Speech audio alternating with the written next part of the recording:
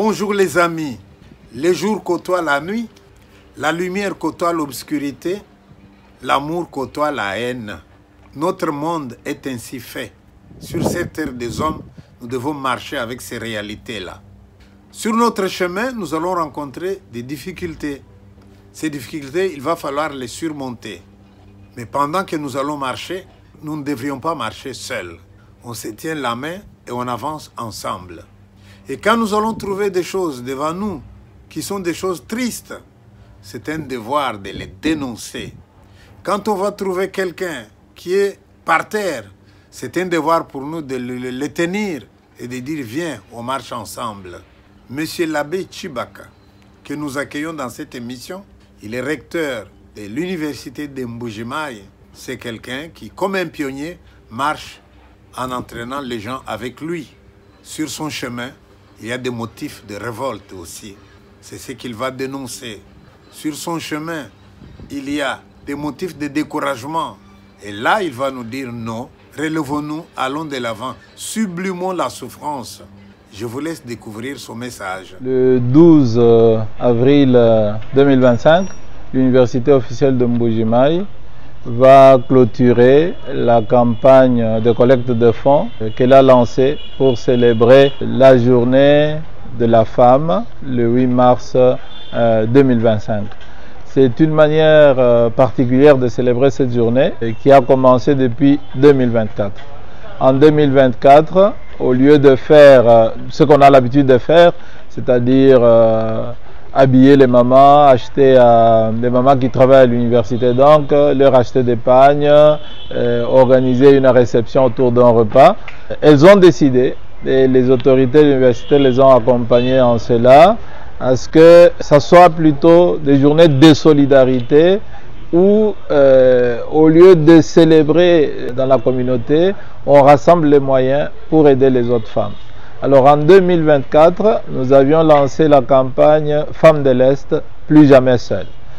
Cette campagne a mobilisé toute la communauté universitaire, les étudiants, les chercheurs, les professeurs, mais aussi les autres membres de l'administration et des gens de bonne volonté. Et nous avons réussi à collecter à peu près 13 000 $ qui ont été envoyés à Caritas Goma pour assister les femmes déplacées. Alors cette année, nous allons dans le même sens. Nous avons donc lancé depuis le 8 mars la campagne de collecte de fonds. Et le thème cette année, c'est la femme de Katanda. Donc avec la femme de Katanda, en hommage à Polivia. La femme de Katanda, pourquoi? C'est à une cinquantaine de kilomètres de la ville de Mbuji-Mayi. C'est une région qui, depuis déjà des dizaines d'années, vit des violences récurrentes qui opposent des communautés, des mêmes groupes ethniques. Et là, nous voulons, au niveau de notre université, poser un geste de solidarité avec ces femmes qui vivent des drames depuis des années, mais un drame qui n'attire pas beaucoup d'attention. Alors nous allons mobiliser donc, nous sommes en train de mobiliser la communauté locale, notre université, les hommes de bonne volonté, pour rassembler un peu d'argent et remettre Caritas du diocèse de Mbuji-Mayi afin d'assister ces femmes-là. Mais cette campagne, elle est organisée en hommage à l'une des collaboratrices de l'université officielle de Mbuji-Mayi, une femme qui est morte assassinée à l'âge de 26 ans. Elle est née en 1998, elle s'est mariée le 5 août 2023. Elle a eu un mariage de 16 mois, mais un mariage de 16 mois qui a été un calvaire.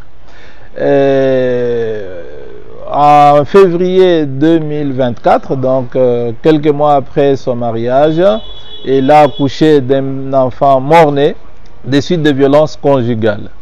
Et dans la nuit du 4 au 5 décembre 2024, alors qu'elle portait un autre bébé en elle, son mari a tiré sur la grossesse à bout portant et tuant l'enfant dans le sein de sa mère. Et la mère a survécu pendant 1 mois et demi à ses blessures et elle a succombé le 22 janvier 2025. Et donc, nous avons donc organisé au sein de notre communauté cette collecte de fonds en mémoire de en hommage à cette femme, en mémoire de cette femme. Et ça va être pour aider les femmes de Katanda. Notre souci, c'est qu'on se souvienne de ceux qui vivent, mais qu'on se souvienne aussi de celles qui sont mortes, notamment Polivia, qui est partie de ce monde à 26 ans. Et pendant ce temps, l'assassin, qui semble-t-il n'est pas son premier forfait, court la rue librement.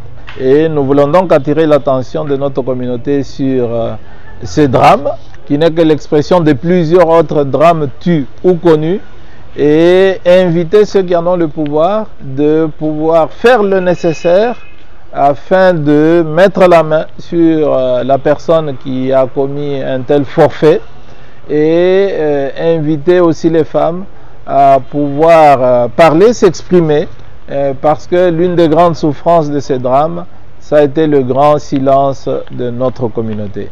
Voilà, donc nous allons récolter les fonds, nous en rendrons compte en mémoire de Polivia pour aider les femmes de Katanda.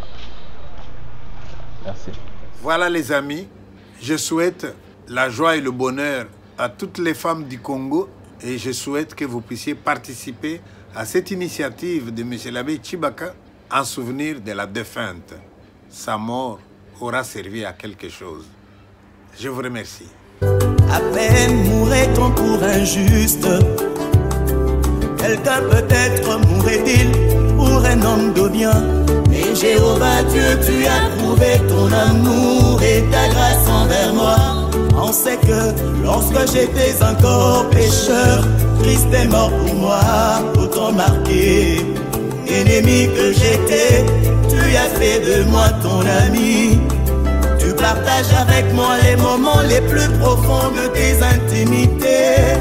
Tu es à moi, je suis à toi, et entre nous deux c'est même dans la mort.